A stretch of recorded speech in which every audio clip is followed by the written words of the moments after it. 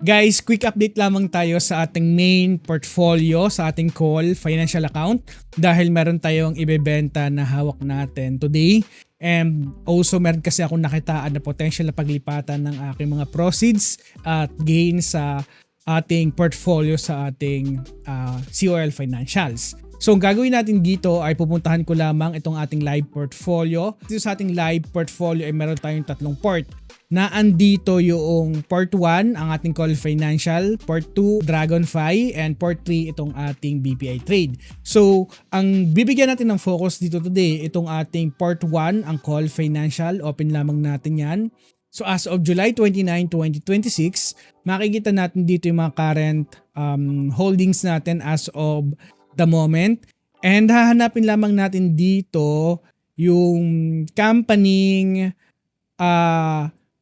Rockwell Land Corporation. So guys, ito yung ating ibebenta ngayong araw, itong Rockwell Land. So as of today sa ating portfolio, meron na tayong 42.46% na capital gains dito.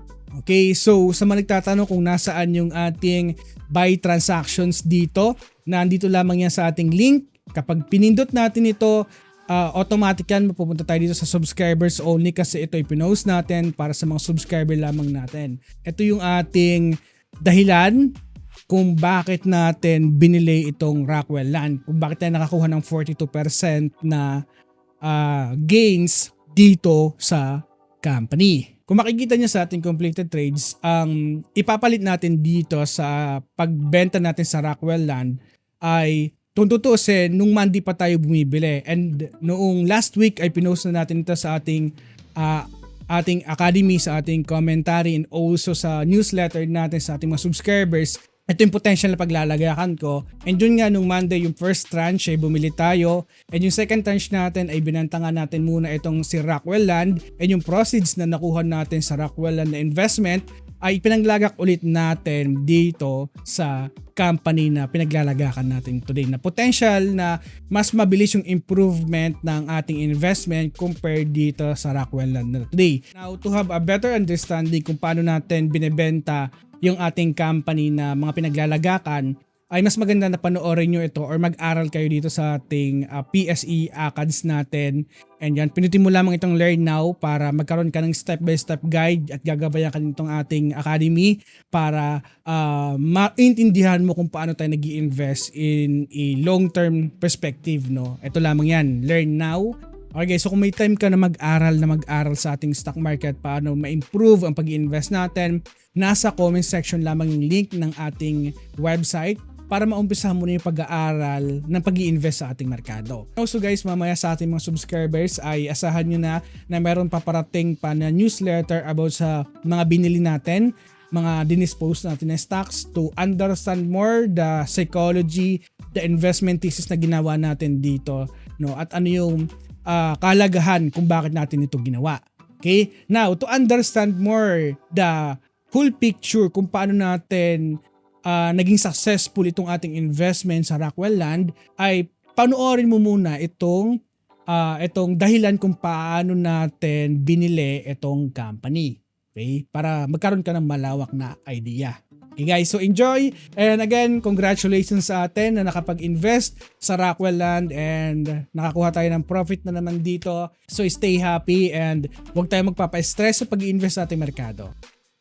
Okay guys, so today meron akong nakita na medyo promising dito sa ating buy ratings tab today. Okay, so ang company ito ay ito, Rockwell Land Corporation. So sa unang tingin ko dito, para itong parang CPG type na investment na ang gagawin natin dito. And by the way guys, before we proceed, meron nga pala tayo itong bago stock commentary.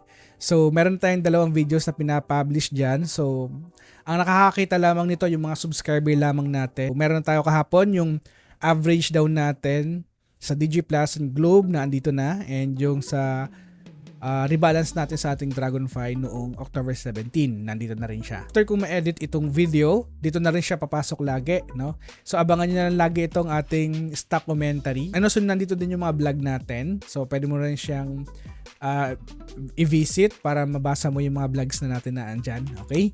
Now, bumalik tayo dito, no, sa Rockwell Land. Ito yung research na nagawa natin pala dito.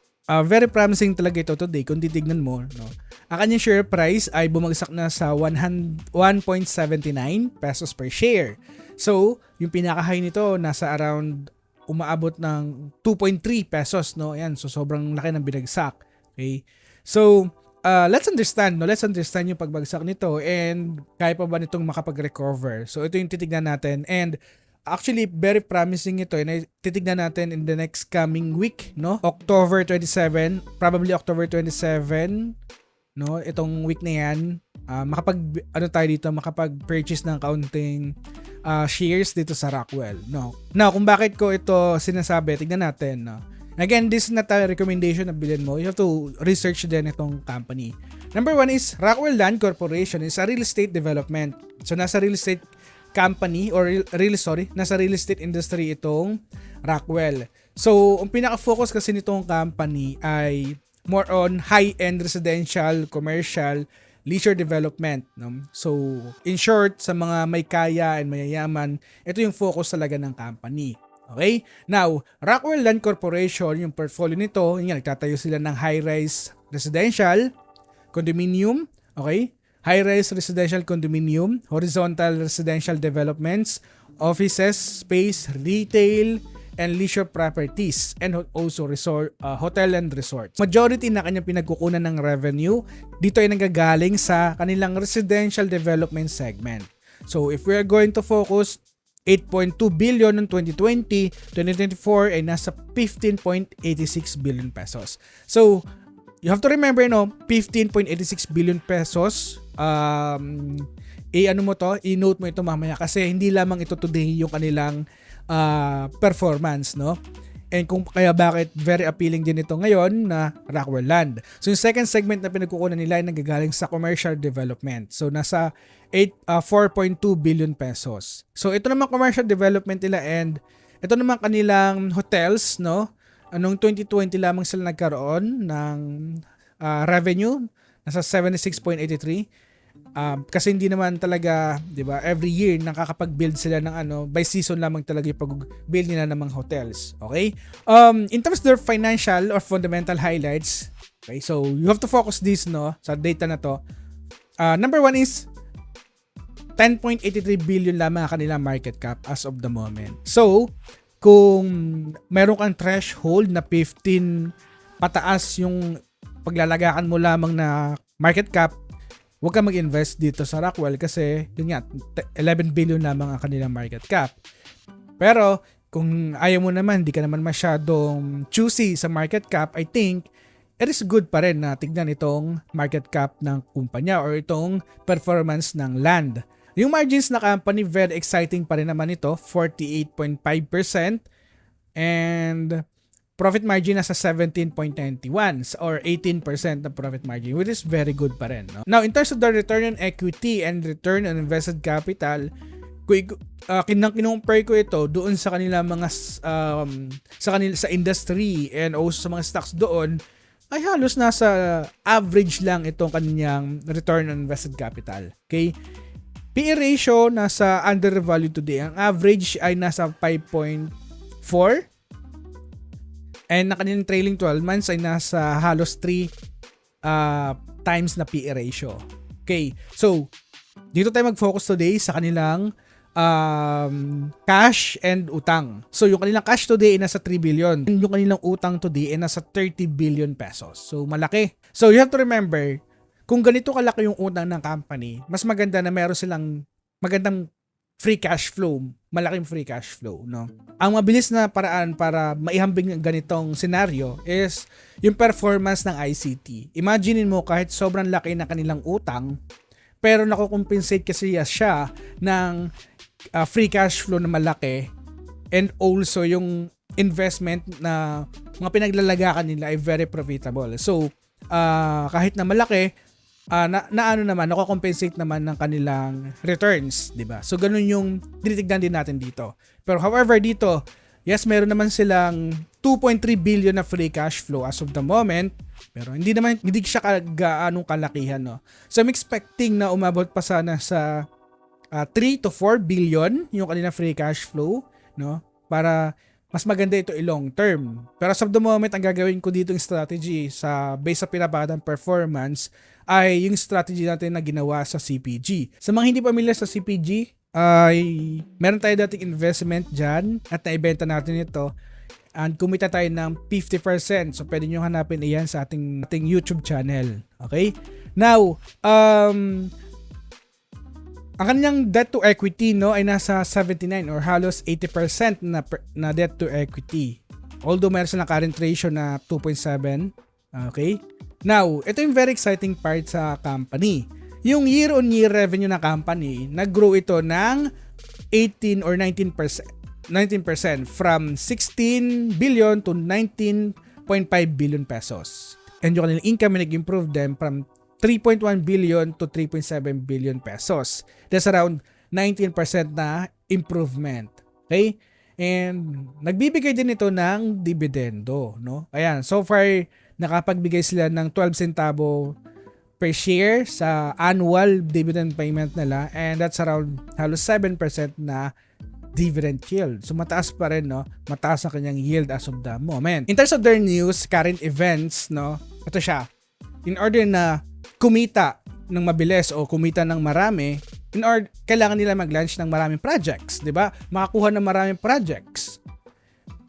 Okay? So, paano nila gagawin 'yon? Number 1 is expansions para ma-address yung demand for residential developments. Number 2 is strengthening the recurring income portfolio to enhance long-term financial stability. Ngayon, magagawa mo lamang ito kapag syempre mayroon kang itong pangatlo. Ano yan? Strategic land, yung pag-acquire ng mga lupa.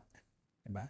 Kasi sa Metro Manila, ang hirap na makahanap today ng mga lupa na binibenta na sobrang lalaki. So in order na ma-address yan, kailangan nila maghanap. Hindi lang sa Metro Manila, bagkus sa Luzon part, no? And also sa Visayas and Mindanao. No, mas maganda pa rin na makapaghanap sila dyan. Now, in terms of their economic moat, ito yung nahanap ko. Meron silang 4 na katangian. Number 1 is counter positioning. Again, kung titignan natin, Rockwell Land focuses only in high-end mixed-use development. So yung short of pinaka-focus talaga nito, yung mga high-end residential product, no? Mga high-end residential offices and anything. Ito yung pinaka-focus nila. So in short, yung may mga kaya or may yaman, yung kinikater talaga nitong kumpanya. Okay? Hindi katulad ng iba na talagang very scattered. May mga segments sila na nasa low, mid, and high earner, no? Na mga tinatayong residentials. Number 2 is brand. Now, sino sa inyo ang hindi pa nakakailala sa Rockwell? Okay. So pag sinabi, karamihan siguro pag sinabing Rockwell, ay mga tao dyan, yung mga nakatira ay may kaya or mayayaman. Okay? So, ganun din ang pinaportrait nitong Rockwell dito sa ating stock, no? Rockwell Land, ito yung brand. Pag sinabi yung Rockwell, nakaakibat na dyan ang salitang luxury, quality, exclusivity na real estate sa ating bansa. So itong reputation na ito, nakapag-alito sa kanila na pag pre-sale unit na sila agad, automatic marami na agad ang bibili kasi quality ang product o quality yung serbisyo na binibigay ng Rockwell. Diba? At dahil doon, nakapag-maintain sila ng strong and higher price doon sa kanilang mga projects. Okay? Another is yung scale economies nitong Rockwell Land. Rockwell Land benefits dito kasi sa mga construction or mga engineering company. Pag sinabi ng company Rockwell na magtatayo ako ng building worth, ito lang kaya ko 500 million, kaya mo bang gawin? Kapag hindi kayang gawin ng isang engineering company, lilipat sila ng iba. Kasi meron silang brand and reputation pagdating dito, no? So, dahil doon, nakakabawas yon sa kanilang cost and tumataas naman yung kanilang profitability or margins, which is maganda ito para sa kanila. Now, itong network economy is talagang valuable ito sa kanila. Kaya ko ito nilagay din dito sa moat ng kumpanya. Kasi Rockwell develop and create vibrant communities with attract high-end retailers and service providers. This enhance the value proposition for resident and further strengthening the brand appeal. So, anong ibig sabihin nito? So, kapag nagtayo ang company ganito nga, yung Rockwell, majority na mga nakatira dyan, may kaya or talagang mayayaman talaga. Okay? So, dahil nga mga may kaya at mayayaman yung nakatira dyan, nakaka-attract yan ng mga high-end brand. So, usually mga high-end brand, ito yung mga international brand na pupasok sa Pilipinas. Dito sila ngayon, mangungupahan para sa kanilang mga businesses. Okay? So, kung titignan mo, kung pupuntahan mo yung place ng Rockwell, bihira lamang doon yung mga local. Majority na naandun yung mga high-end brand like Rolex and many things. Because yung naka-portrayed sa brand na to, luxury and high-end product. So, sa pamagitan nito, kung ang kanilang commercial ay punong-puno ng mga international brand, so ibig sabihin mga good payer yung mga nasa commercial business ng Rockwell. Okay? Now, tignan natin to, no? In terms of the revenue, continuous na umangat, no? So, nakuha na nila, no? Yung pre-pandemic level nila, talagang naungusan na nila. Kung titignan natin, over the past 3 years alone, ang kanilang revenue umangat ng 11%. Guys, compound annual growth rate ito, guys, no? Over the past 5 years, 17. Over the past 10 years, umangat ito ng over the past 10 years, meron itong 10% compound annual growth rate. So dito pinapakita sa atin na talagang tinatangkilik ng mga tao yung serbisyo na binibigay ng Rockwell. And maliban doon, kung titignan natin, today, ang kanilang share price ay bumagsak na. Nasa 1.7, malapit na siya. So dito ay nasa 1.7 area na ito. Okay? So I think this is the best opportunity para tignan natin and reassess natin kung pwede tayong pumasok dito. Okay? Now, future growth driver.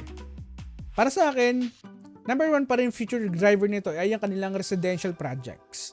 Kasi, the more na mag-create sila ng residential projects, mas malaki ang kita. Kasi naandyan na sa residential yung mga commercial space din na tinatayo nila.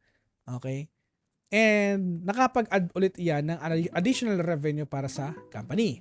And sa ating modern society, marami na today ang nagiging milyonaryo, nagiging mapamaraan, na marami na rin nagbi-business. At dahil dyan, lumalaki yung kanilang kita and nakakapag-afford sila yung mga luxury item kaya nilang i-afford na today. No?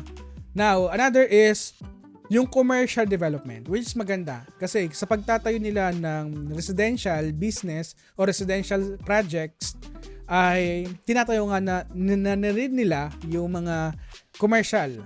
And dahil doon nakakakuha sila ng steady income sa projects na yan. Another is, future growth driver is yung geographic expansion. So para sa akin, they can extend footprints. So, kung ang footprints, malaking footprints nila ay nandito lang sa Metro Manila, Luzon, so pwede sila mag-expand sa Visayas, Mindanao, which is very promising din today. And marami din doon, no? Especially sa may Visayas area, sa may Cebu din, marami na rin ang mga mayayaman doon, no? Sa Cebu. So, in anything, marami din. And sa mga karating pa na bayan, marami na rin ang nagiging mayayaman because of marami na kasi mga pinagkakakitaan today ang mga Pilipino talagang nakakapag-boost na mabilis sa kanilang income. Okay? So, mas maganda na makuha pa rin nila yung mga untapped areas today na sa tingin nila mayroong high growth potential. Okay? And another future growth driver ay yung innovation and product offering. So, naalala ko tuloy, no, yung nakita kong interview sa CEO na si Isidro Consunji sa isang kanilang project. So, ang ginawa niya, nagtayo siya ng residential, and yung pagbabayad, yung pagbabayad ng internet ay libre na. So kung tingnan mo, 'di ba? Innovation 'yun para sa kanila. And mas maganda na mayroon din silang ganito, no, na innovation in the future. Okay? Another is the strategic partnership, which is very important din ito, no, in order to grow faster, to improve the business.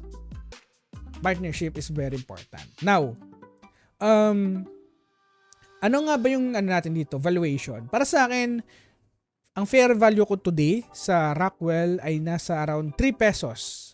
So, very undervalued pa rin talaga itong company. And may buy below price na nasa 2.38 pesos. So, meron pa rin, in terms of my valuation today, 89.6% na upside potential pa rin ang Rockwell.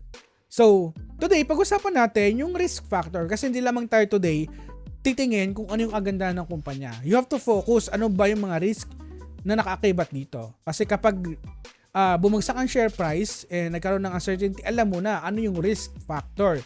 So, ito yung mga nahanap natin. Number 1 is microeconomic risk.